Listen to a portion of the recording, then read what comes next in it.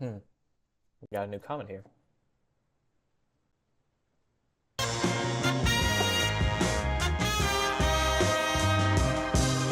So I've been watching a lot of The King of Hill lately.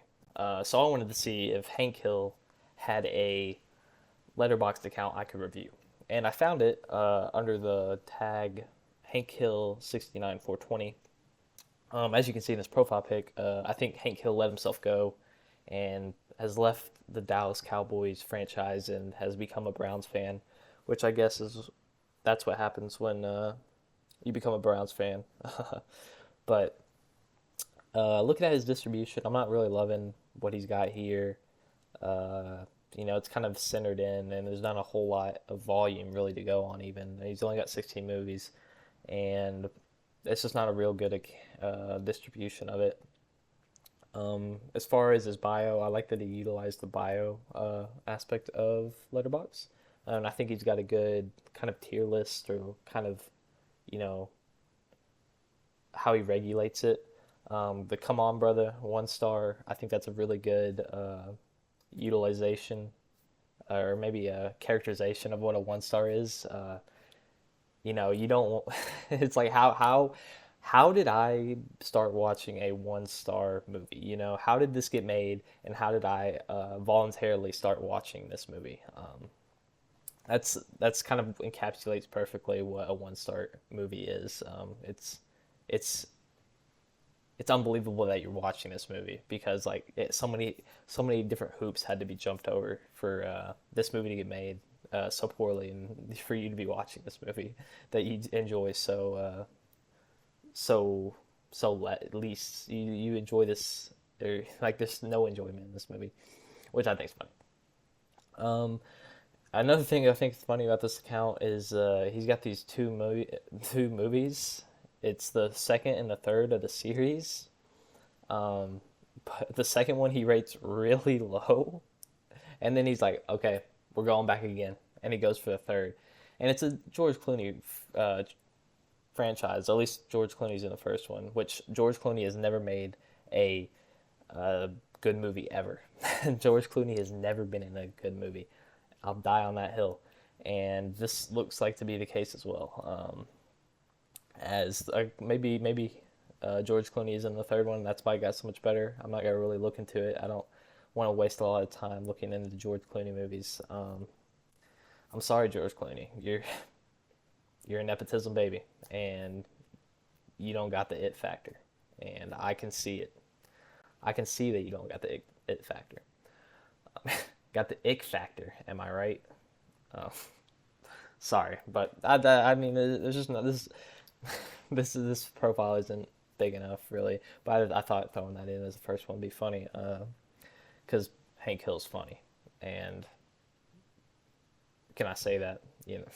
Whatever. But that's it. That's all I got for Hank Hill. Probably got a lot of other good kind of accounts, and I'll get to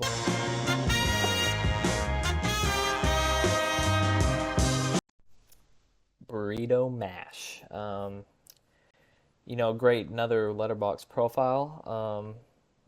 In bio, he has written bio, so this guy has put a lot of thought and effort into his account. The immediate red flag, though, when I noticed this account, was that he had Clueless rated 5 stars. Terrible, terrible take. He had 10 Things That I Hate About You as 5 stars, which, good take, good take. Clueless is not the same as 10 Things I Hate About You. Clueless with Paul Rudd and whatever else about the love story of the step siblings is not not 5 stars. It's not good. It's not good. I'm sorry. I'm sorry if that's a hot take. Not a fan of Clueless. I am not a fan of Clueless. As if as if you're 5 stars. That's a callback to a part of the movie where she says "as if." Maybe look that up on YouTube.com. But that's kind of what gained my attention. It's not a very big account. Only 21 movies in the catalog.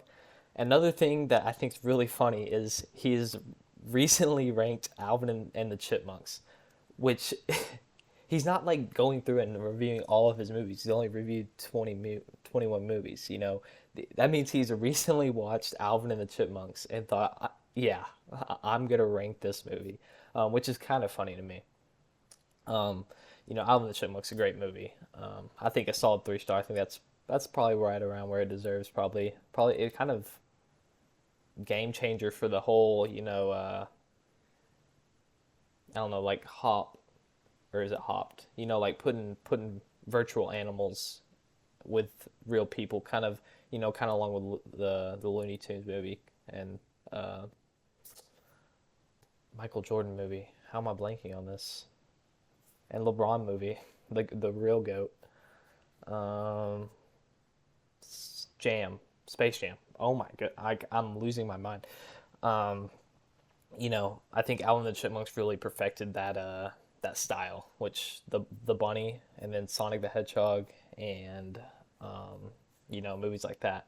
I think Alvin and the Chipmunks does it best. You know, uh, as far as distribution, I don't think that's real great. It's very centered around 5 star, 3 star, 4 star. You know, he doesn't give half stars often, and he doesn't have a lot of low movies. You know, I think you need some of those, you know, trash movies to put in there.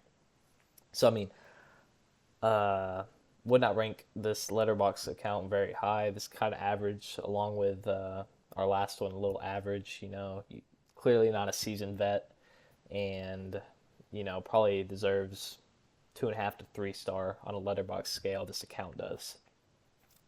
But I mean, I like people making these accounts. You know, a lot of times people just put their name. They put their like they treat it like Instagram or something. Like it's just another social media page, which I don't think that's what Letterboxd is. So I like it when they have like a funny name or a funny profile pic, and this person did that. So I mean, hats off to that. But yeah, bad take on Clueless. I'm sorry. Um, but certainly the next one's better.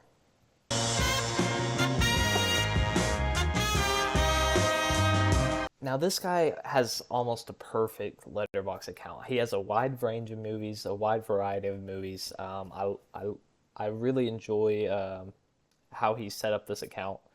Um, the only thing I really don't like is he ranked Pulp Fiction 5 star. That's something that caught my eye. I'm not a huge. I don't think Pulp Fiction is the perfect movie. I don't think it's 5 out of 5. It's a cult classic, I guess, and I'm sure it was probably game changing in the 1900s when it was made. But uh, I think it just hasn't aged well, really. I think it's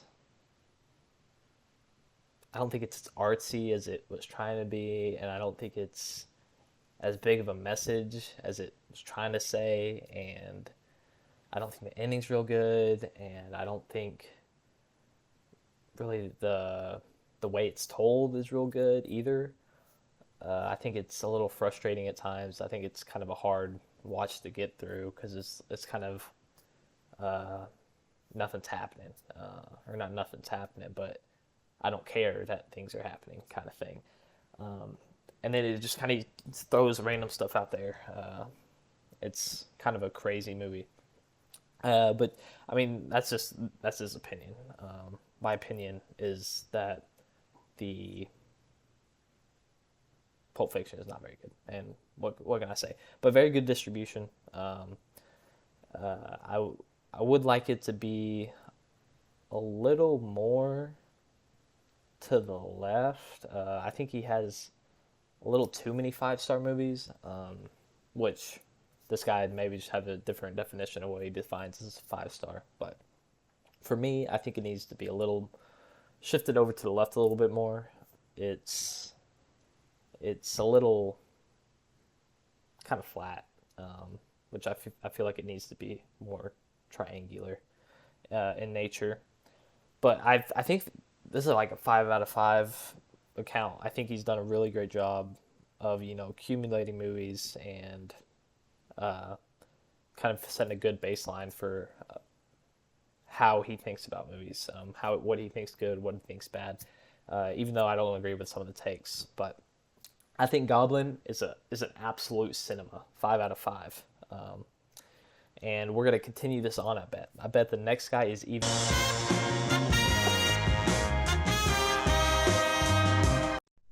Okay, I'll be honest. This guy isn't 5 out of 5. He has 111 movies ranked at 5 star. Gibbs, I think that's how you say it. Gibbs, I'm not sure how you can justify almost half of the movies you review being 5 out of 5 star, the best you've seen. You rated Madam Web 5 out of 5 stars, which everyone's entitled to their opinion. That's the thing about movies, I guess. But it's Madam Web. You could at least give it a 4 star. But whatever. Um, yeah, I just don't really get this account. It's a funny profile pic. The dog with letterbox. I think that's funny. I think that's good. It's what caught my eye to the account. But half of your movies being 5 out of 5 stars is insane. Is insane. Um, Let me hang on. Let me check what his lowest ranked movie is. Sorry, I should have looked this up before.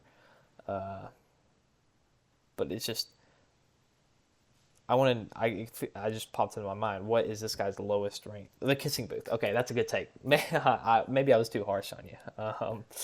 He's got the Kissing Booth at a half a star, so maybe I was too rough on the guy. Um, and he has the I Know What You Did Last Summer pretty low too. I wanted to give it like a 2 star, but he's got some like when he knows something's bad, he kind of knows something's bad. I like that. Uh, I'll give this guy two out of 5. I think. Um, I just can't. You can't give everything 5 star. Come on, man. Like I'm willing to negotiate a little bit on some things, but you cannot give half of the movies you watch 5 stars. Like 5 star is perfect. You can't do any better. Which I don't think a lot of movies achieve that status. Only the Batman, in my opinion, only the Batman can be 5 out of 5 stars, and that's probably a wrong opinion. But that movie is a piece of cinematic mastery. So that's my opinion, and that's 4 counts, and that's all I got. So S Duffy, I hope you enjoyed S Duffy. Oh, I forgot to say, follow me on Letterboxd or subscribe to here. Uncle_grandpa on Letterboxd, not on here. Thank you for watching.